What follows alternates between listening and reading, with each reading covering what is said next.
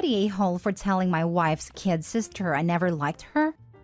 I'm 30, my wife is 34, and her sister Alexa is 19. We got married 2 years ago, but we've known each other for a long time. My wife's parents live abroad and they have a business there. And 11 to 12 years ago, they sent Alexa to the US to live with my wife and get her education. My wife is basically her only parent and she does everything for Alexa. I'll be honest, Alexa is a brat who honestly gets on my nerves.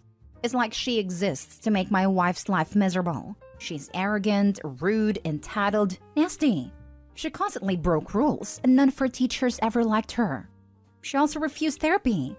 I'm amazed at the patience and kindness my wife has, because the girl was a nightmare. The second Alexa went to college, we got married. She came home for Thanksgiving, probably skipping classes, and came to me this weekend and confessed her feelings. Apparently, I treated her so much better than my wife when she was growing up. I tried to be nice to her just because she's my wife's sister. I do things like take her out once in a while to give my wife, then girlfriend, a break. When my wife would try to tutor Alexa and she wouldn't even do her work and fail half her classes, I told her to let it go. I lost it and told her I don't like her. I never liked her. And I was only nice to her because it would make my wife happy. I told her I only put up with her spoiled self to be with my wife, and I was annoyed whenever she intruded. Alexa started sobbing and ran out. I told my wife everything, and she said I was right to turn her down but didn't have to be so harsh, though she thanked me for being honest. Her parents are furious, and I've gotten a bunch of weird text messages from what I suspect are Alexa's friends. Am I the a-hole? Edit. I would never do anything because Alexa's literally a kid I've seen grow up. It would be disgusting and immoral. I would have shut her down either way, but I'm asking if I'm the a-hole for revealing how I really feel about that brat. Not the a-hole. Don't be alone with her ever again. Her words against yours. Red flags. This, and WTF. Alexa has the hots for OP? I must have missed that totally until I read through the comments. OP, it might be useful to spell this out in your post for dense people like me. But wow. Yes, please keep far away. She's trouble you don't need in your life. Not the a-hole. Not the a-hole. She's an adult and needs a reality check for her past behavior. The problem isn't what you did, is that no one did it before. Her parents have no right to be upset, since they passed off the job of parenting to your wife. To be clear, my wife would always take her out on these things, and give her money for concert tickets and drive her places.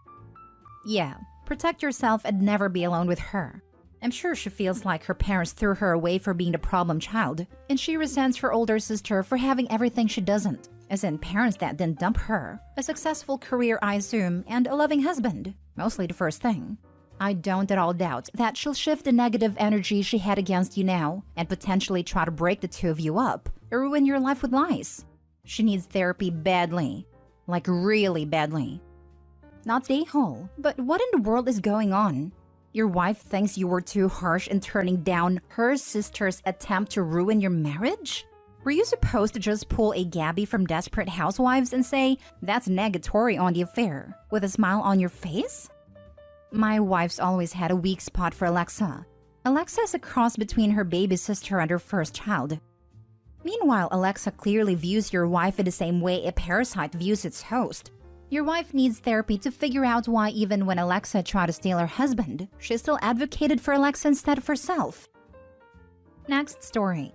Am I the a-hole for telling my brother and sister-in-law that for crying out loud, my nephew is not special and is an overgrown child? My parents had me, 36 female, when Mike, 53 male, was a teenager, and Mike had Logan at 22, so I'm closer in age to my nephew, 31 male. My brother Mike and his wife, 52 female, Chloe, believe that the world should revolve around their son Logan, and that anyone who thinks differently is wrong and doesn't realize how special Logan is. Logan, Mike, and Chloe tell people that Logan does freelance for a living, which is code for Logan being unemployed, playing video games, and generally living like a teenager off school. Mike and Chloe handle all of Logan's adult responsibilities. They send him money every month so Logan can pay rent and have fun.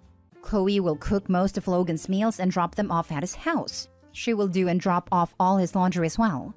Mike and Chloe tried getting me to fork over money for a Vegas vacation because I had just taken a trip to Fort Lauderdale, and it's not fair that Logan doesn't get to go on vacation as well. I told them, hell no, because Logan's a 30-year-old man, and I'm not going to pay for his vacation. Mike and Chloe told me how selfish and awful I was toward my own nephew. Mike and Chloe also expect other family members to cater to Logan this way, and react the same way if someone else isn't revolving their life around Logan. Naturally, our relationship is very strained. We keep our interactions very superficial, and we don't see each other unless we're all at a family event. A few days ago, we were at a baby shower for Mike and I's cousin. Mike and Chloe came up to me just to criticize me over the fact that I attended Logan's ex-fiancée Alexia's hooting ceremony. Some background information is that Alexia was given a list of marriage demands from Mike and Chloe. They expected Alexia to provide 3 meals a day and do all the chores while still working full-time. Logan had told Alexia that he was completely supporting himself through his freelance work. And Alexia didn't know until then that Mike and Chloe were sending him money every month and handling all his responsibilities, as Logan always insisted on going to her house. Alexia noped out of their relationship, and Alexia and I are still friends. I told Mike and Chloe that I'm an adult and I'm allowed to be friends with whomever I want. They started to raise their voices and said I'm disrespecting them by speaking with Alexia after she abandoned Logan and can't see how great he is. I told them that for crying out loud, Logan isn't special. He's an overgrown child. They may have deluded themselves, but stop being mad that nobody else is enabling their fantasy. Family members are divided on what I said. Some are agreeing with what I said because they're tired of Mike and Chloe's demands that everyone's life must revolve around Logan, and it had to be said. But others are saying that it was supposed to be a nice family event, and even if I don't mean it, I could have just said sorry instead of causing drama. Am I the a-hole? Info. This was a baby shower for your cousin. What does your cousin say? If cousin thinks you did wrong, apologize to cousin and to the other family members, but not to Mike and Chloe. Because after all, it is true that you could have just held your tongue and let Mike and Chloe make fool of themselves without participating yourself in ruining a family occasion. Easier said than done, I know. Our cousin is one of the people who agreed with me. She's also sick and tired of Mike and Chloe's demands regarding Logan. I think the fact that Mike and Chloe approached the OP to criticize her friendship with Logan's ex gave her a bit more leeway. Even if Logan had a diagnosis of developmental delay or whatever, the goal would still be to encourage him to be independent as possible. This will eventually get old, and they will get tired of caring for their adult-aged little kid. It will be a rude awakening for everyone, not the a-hole. Or they will continue on until they die and leave their middle-aged or older little boy who is completely unable to function in the world. Sounds like my 35-year-old cousin. Mommy walks him home from work every day because some little kids pointed at him 3 years ago. He isn't allowed to leave the room with his phone, and Daddy takes it away at 9 p.m. every night. Next story. Am I the a-hole for not helping my sister with her wedding because I'm not in the bridal party? My sister and I aren't best friends, but we have a pretty good relationship. Good enough that when she got engaged, I assumed that I would either be a maid of honor or at least a bridesmaid.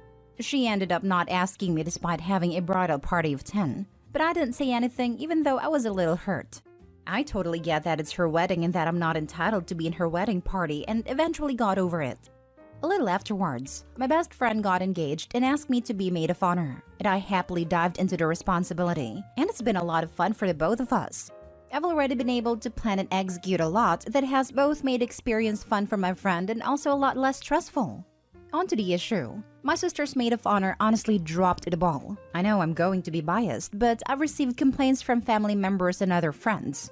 She hasn't put any effort into helping my sister with her wedding, didn't plan anything, never responds to my sister's messages, and just generally isn't interested at all. None of my sister's other bridesmaids are stepping up either, though they all have a reason for why they can't spend more time on my sister's wedding. So, my sister recently approached me to plan everything for her. Bridal shower, bachelorette, and the actual wedding. She wants me to give her the same experience I've given my friend.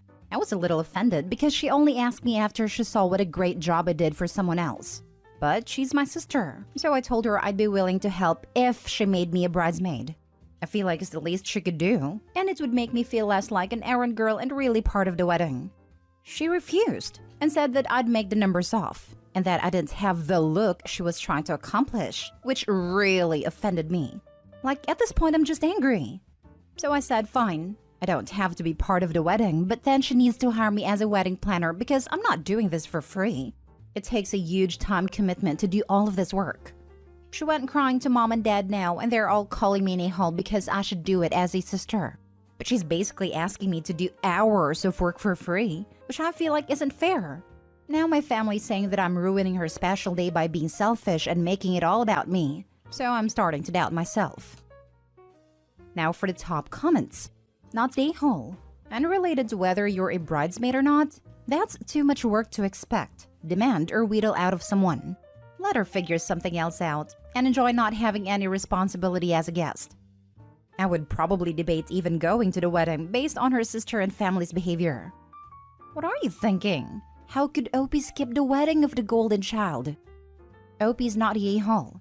Notice the parents just criticized and called Opie an a-hole. Why aren't they helping the golden child do the planning? Opie's the only one that can do this? Opie, don't help and probably even skip the wedding.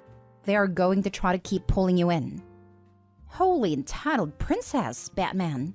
Your sister refused to give you a spot of honor at her wedding, insulted your look, and then cried to mommy and daddy because you're not helping her? How is she even old enough to get married? No, you are not the a-hole. Last story. Am I the a-hole for not sacrificing time with my family so that my wife can spend time with hers? My wife and I are trying to see both of our families for Thanksgiving this year. Our plan is to go see her family on Thursday morning and afternoon, and then drive to my parents' house to spend Thursday and Friday night there. From our house, it is a 3-hour drive to my wife's Uncle Bob's house where her family's gathering. Then it is another 2-hour drive to my parents' place from there. And finally, an almost 4-hour drive home on Saturday. A lot of driving, especially with 2 kids, 5 and 3. Our original plan was just to see my family, but my wife's favorite Aunt Viv and Uncle Ray are driving out of state to visit this year and just decided this a couple weeks ago. My wife hasn't seen them in almost 4 years and she's super excited. They were supposed to drive on Wednesday night, but I guess something in their plans changed, and they aren't expecting to get in until late Thursday night or possibly Friday morning. My wife is disappointed, and she now wants to change our entire plans to plan around seeing this aunt and uncle. She wants us to find a place to stay in her Bob's city so that she can spend time with her favorite Viv and Ray. Bob doesn't have space for us to stay there, because other family members are already staying with him, so it would have to be a hotel. I did a quick check when my wife mentioned her idea, and there are no rooms available for cheaper than $500 a night, unless we want to drive another hour away. She would also want to spend a majority of the day on Friday with her family and go see my parents late Friday night. I told her I don't want to sacrifice time with my family. I haven't seen my parents since 4th of July, and with my wife's plan, we would essentially sleep there Friday nights and then head home Saturday. I have to be back home on Sunday because I'm scheduled to be on call for work that day, and there's no way I can find someone to switch with me.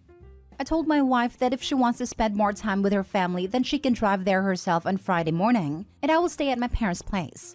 I told her she can either take the kids with or I will keep them with me. Her choice. She told me that Viv and Ray haven't even met our youngest, so she would want to take the kids, but since the drive is so long, she would want my help by driving at the kids.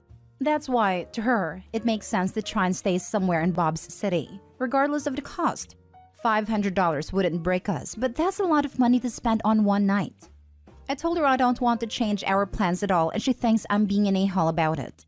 She said she really wants to see Viv and Ray, and this is her only chance. Sorry, this is so confusing. Our plan is already complicated, and I would rather just stick with it than try and change things up. It's already going to be stressful. I've already decided that I will strongly argue against trying to see both families like this in the future. It's just too much.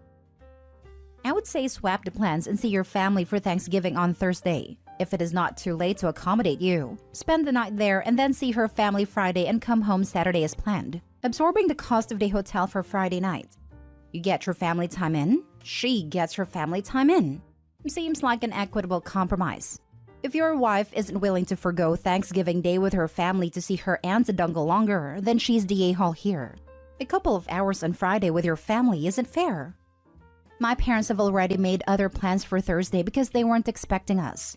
Yes, I could ask them to cancel those plans for us, but I feel like that's kind of asking a lot. Our original plan was to only see my family for Thanksgiving because we aren't seeing them for Christmas this year.